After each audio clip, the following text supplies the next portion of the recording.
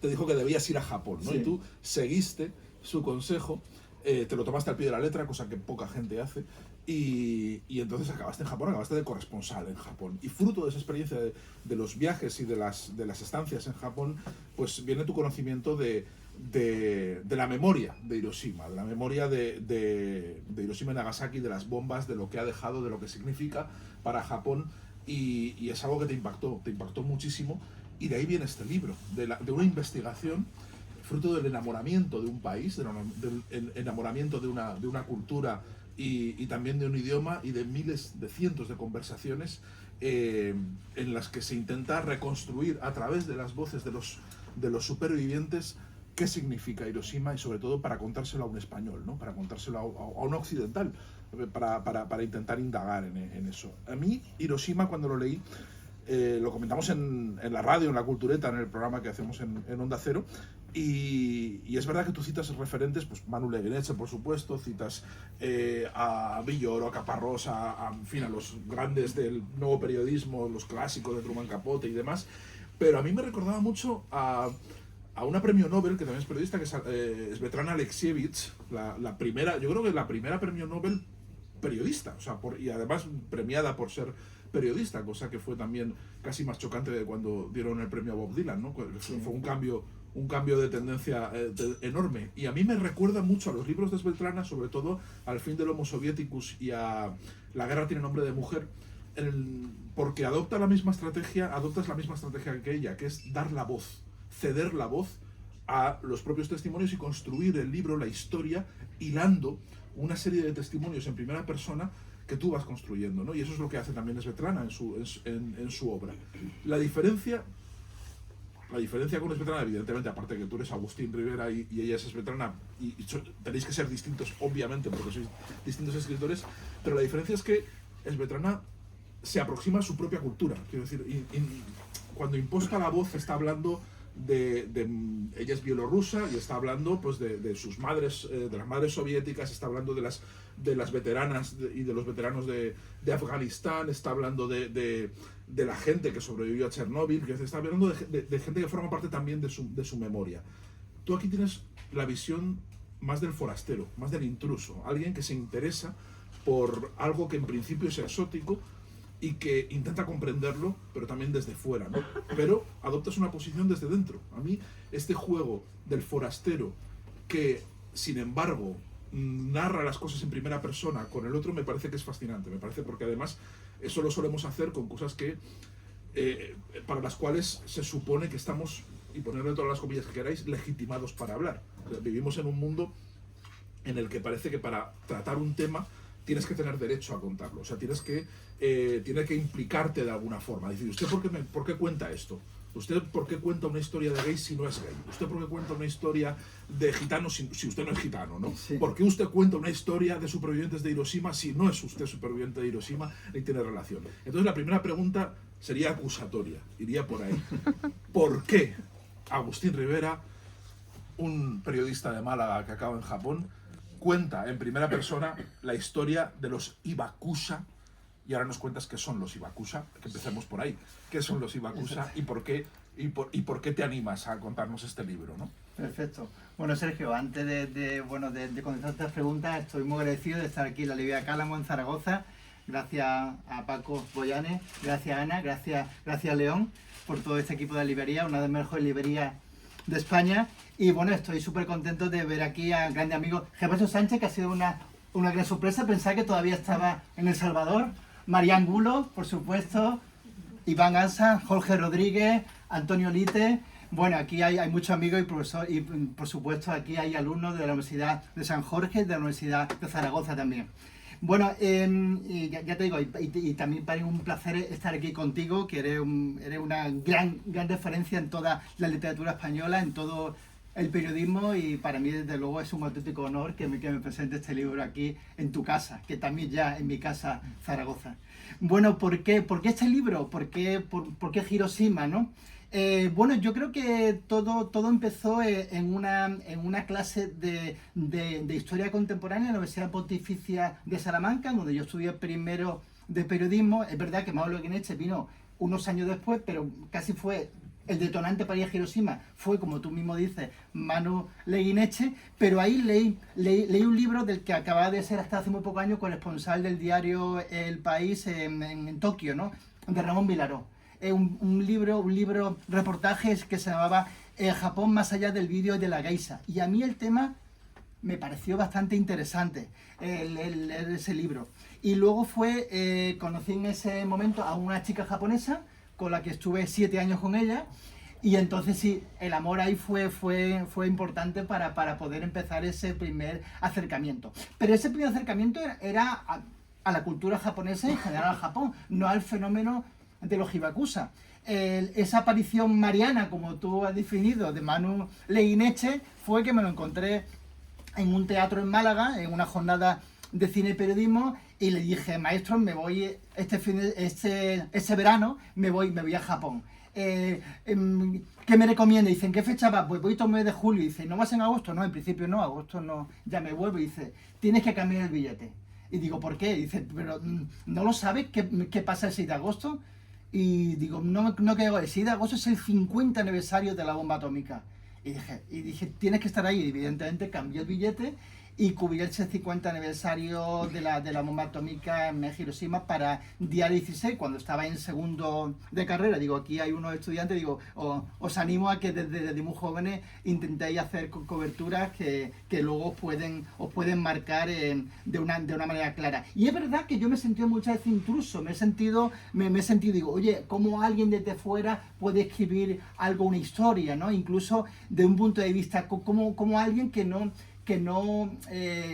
yo he vivido allí, pero no he vivido quizás suficientemente años. Y yo creo que muchas veces cuando una historia tú la conoces quizás en demasiada profundidad, es el tema tan conocido que no tienes esa amplitud para poder verlo. Es verdad que si uno conoce una historia poco tiempo, pues quizás se notan esa laguna, pero creo que este fenómeno de los hibakusha, que desde el 95 me interesa muchísimo, desde esa primera vez que estuve en Hiroshima, pues la verdad que me marcaron la vida profesional y sabía que en algún momento podía volver a esta historia, y afortunadamente pues llegó este libro para intentar profundizar más en sus vidas y escucharlos sobre todo.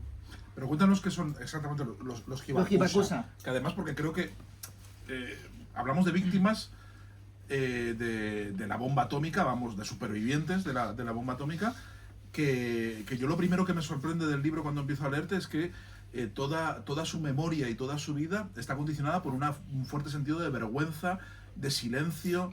No es algo que cuenten alegremente, ¿no?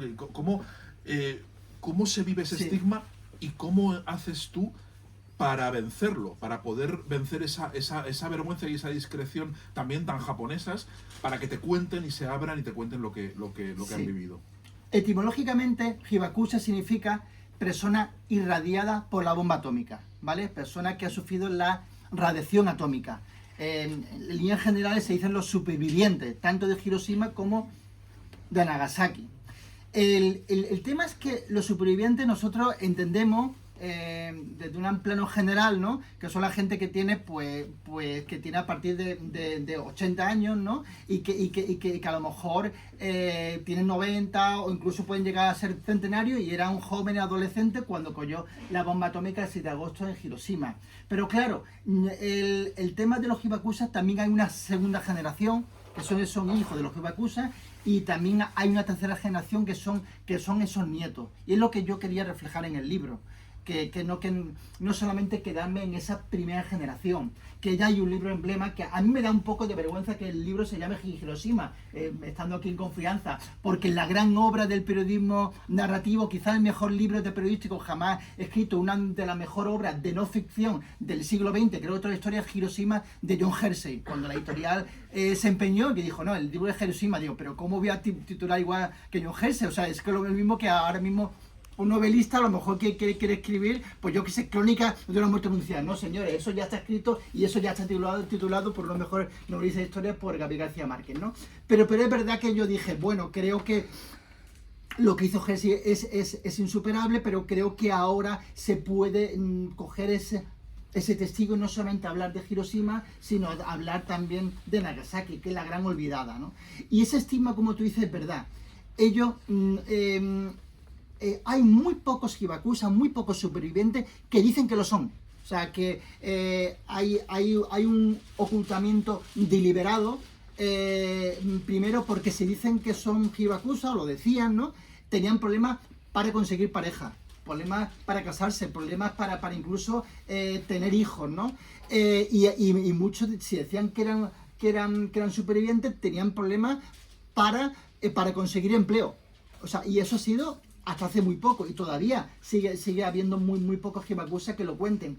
Y que lo cuenten, hay gente que a lo mejor puede contar, ¿no? El momento de la explosión, del 6-9 de agosto, pero yo no quería centrarme en eso. Eso también estaba contado. Yo quería saber un poco qué pasaba para esos hibakusha a lo mejor 3 meses antes.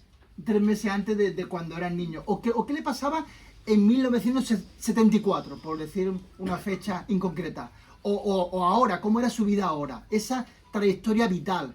Y no quedarme solamente en el drama, sino también abundar en su vida cotidiana. Por eso era importante superar ese estigma, intentar que ese estigma pues fuese lo más, lo más débil posible.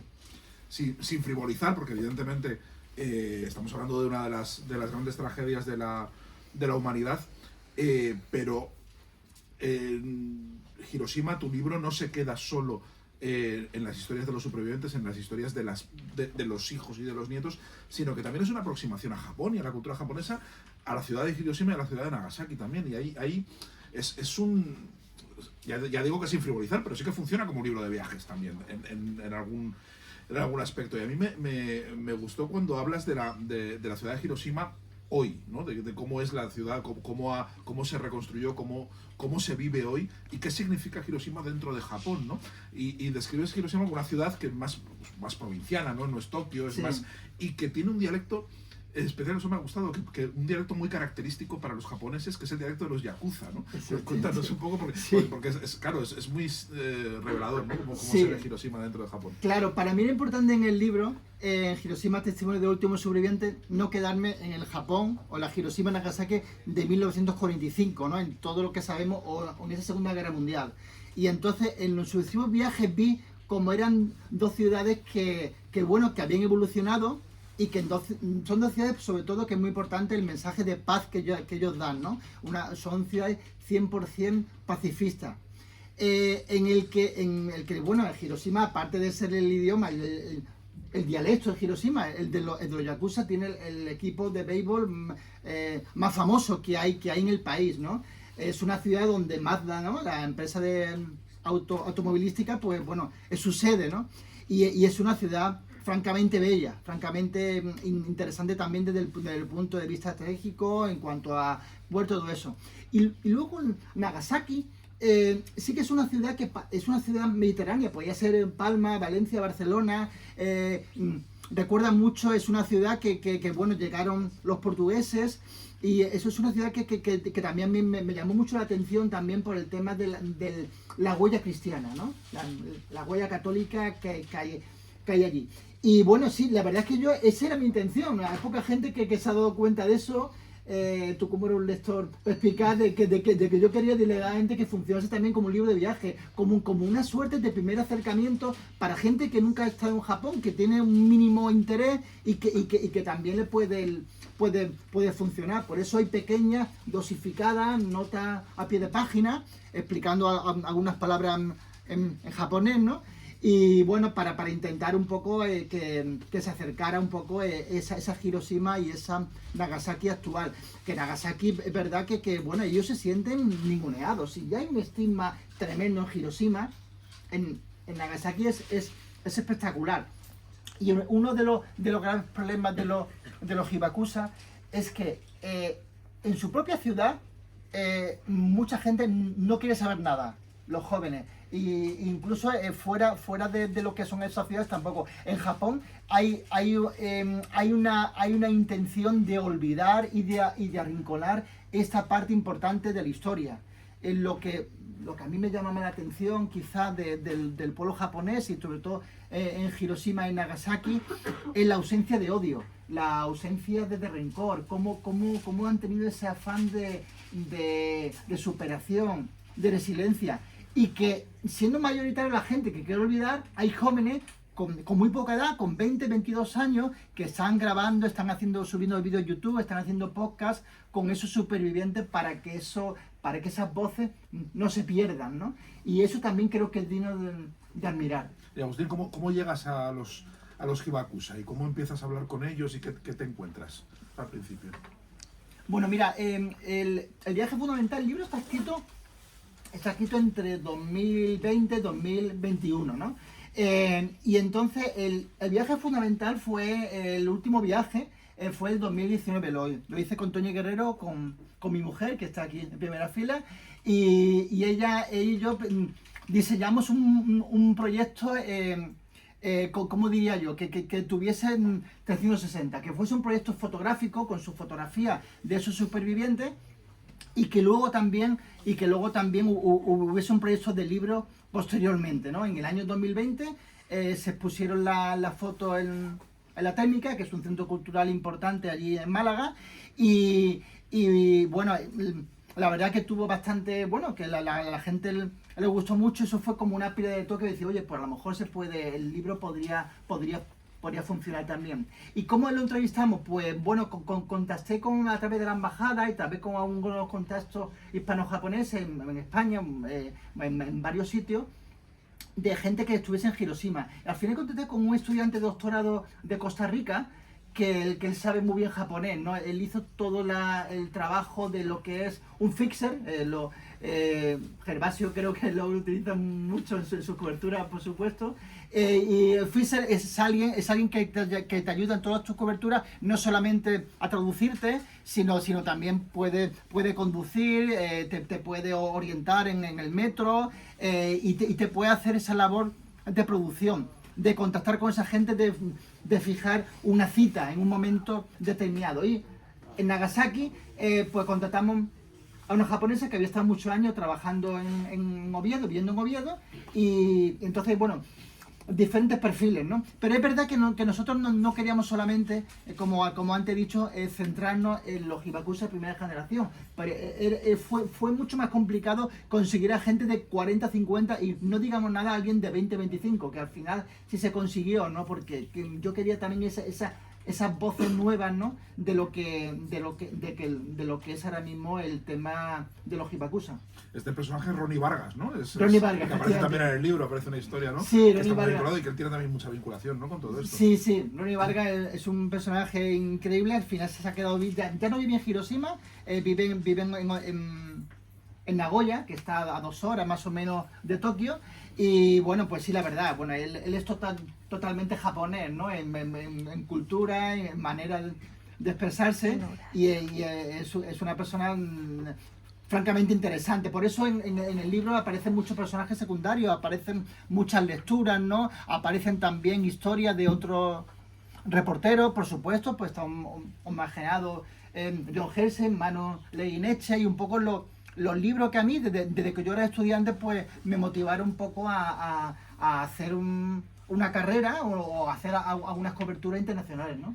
El libro va hilando voces, prácticamente cada capítulo está dedicado a un personaje, pues Maki Junji, Suzuku Numata, Kosei Mito, Miko Kada, y van alternándose sus voces con las acotaciones, que a veces son acotaciones a lo que ocurre, a la propia conversación, a dar un poco de contexto, a describir la casa del personaje, o a irte por los cerros de Úbeda, evidentemente también, y recoger historias de Japón, historias de reporterismo, y entonces el relato es río, el relato va yendo y viniendo, y lo hace de una lectura verdaderamente fascinante. Yo quería preguntarte, hay muchas mujeres también, muchos de los testimonios, hay muchas mujeres, ¿cuál de todas las entrevistas y de todos los testimonios, ya sé que igual es difícil, pero con cuál te quedas, cuál te impactó y cuál te alucinó, o te sorprendió más?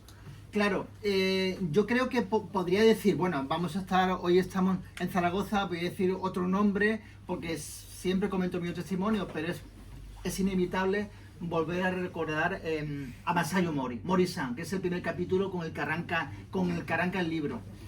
Y bueno, si quieres ahora hablamos un poco de la estructura, del proceso creativo, que a lo mejor a los estudiantes pues les puede interesar, ¿no? Pero claro, ese primer capítulo a mí me marcó muchísimo, porque cuando hicimos la primera entrevista... La niña me pidió agua, sí. La niña me pidió agua. Cuando hicimos la primera entrevista a Masayo Mori, llevamos 1 hora y media de entrevista y prácticamente no habíamos llegado a 1945.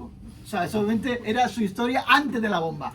Y digo, bueno, no, es que no hemos comentado nada, ¿y cuándo podemos quedar? ¿Y cuándo vamos a quedar otra vez, no? Y quedamos 2 días después, fue fascinante, en total, fue una entrevista Río de 3 horas y media. Y ahí me di cuenta que era el personaje fundamental con el que quería arrancar el libro. ¿Por qué? Porque su historia, porque ella siente un gran tormento en su vida, porque una niña con unos 6 años le pidió agua en la tarde del 6 de agosto de 1945, cuando estaba cayendo ya la lluvia radioactiva, y bueno, ella no le dio agua, siguió su camino. Y ella dijo, ¿por qué no le dio agua? Si le hubiese dado agua, esa niña se hubiese muerto de una manera inmediata por la radiación, pero ella piensa que no fue suficientemente solidaria, ¿no? con esa niña, ¿no?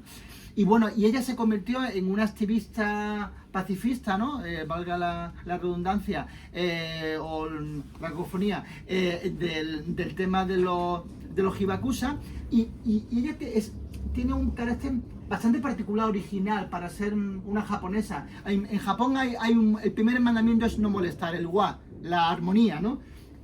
Eso es fundamental en Japón, ¿no? Y ella molestó a sus compañeros de instituto, ella era profesora donde ella había sido estudiante, ¿no? Y ella decía, vamos a ver, lo que ahora mismo está ocurriendo en Vietnam con Estados Unidos es lo que aquí nos pasó hace apenas 20 años. ¿Por qué ahora no recordamos? No nos interesa Estados Unidos, ya es nuestro amigo, nos está ayudando económicamente. Cierto, es así. Estados Unidos ayudó mucho para el milagro económico japonés, pero esta atrocidad que hizo en nuestra propia ciudad, a nuestra propia familia, a nuestros propios amigos, que cambió nuestro modo de vida, porque ahora mismo no le interesa, hay que intentarlo. Y entonces ella se convirtió y estuvo totalmente arrinconada. Aparte que es una persona, bueno, alegre, dulce, muy delicada, pero al mismo tiempo muy contundente. Tiene libros de poesía, lee a filósofos occidentales, decía que su marido era muy interesante, aunque no era nada guapo. Bueno, decía cosas de humor así muy curiosas, ¿no? Y entonces, claro, nosotros nos dimos cuenta que ese era el gran personaje del libro.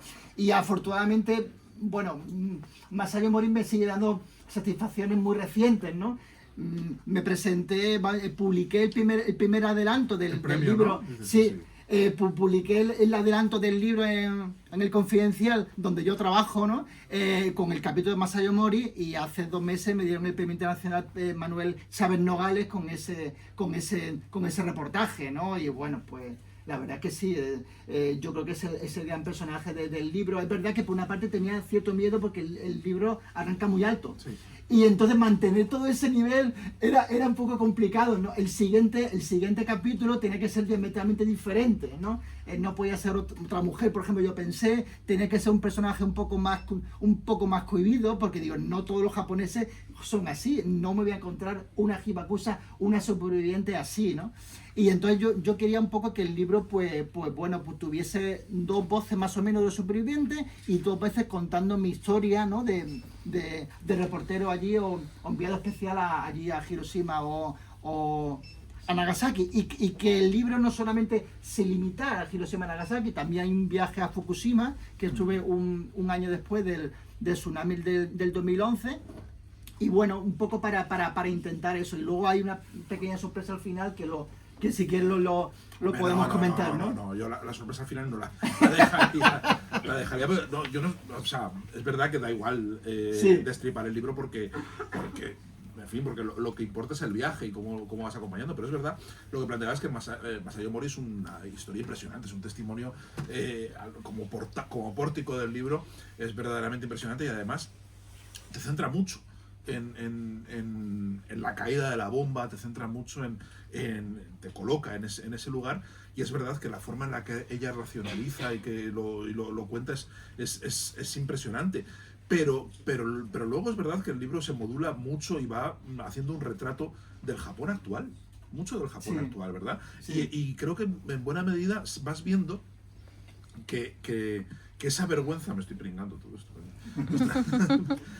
que esa vergüenza y ese estigma, aparte de lo que comentabas, que tiene que ver en fin, no, es gente contaminada, que no se puede casar, que no puede tener que no puede tener trabajos y demás, tiene también que ver con un trauma nacional, ¿no? Con el trauma nacional de Japón, y con esa esquizofrenia de decir, somos un pueblo derrotado y a la vez una nación victoriosa, por otro lado, ¿no? Tiene también que ver con eso, con cómo se expresa y con cómo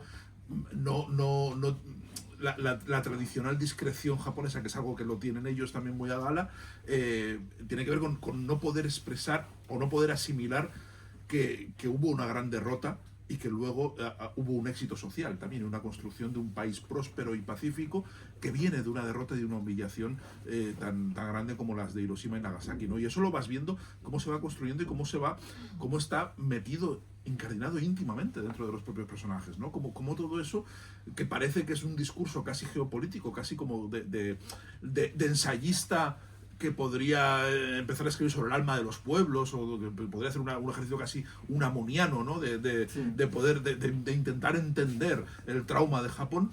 Pues ese trauma está incorporado a los propios japoneses, ¿no? Está incluso generaciones después, incluso en los hijos y en los nietos, ¿no? Eso sí que se ve muy bien en el libro.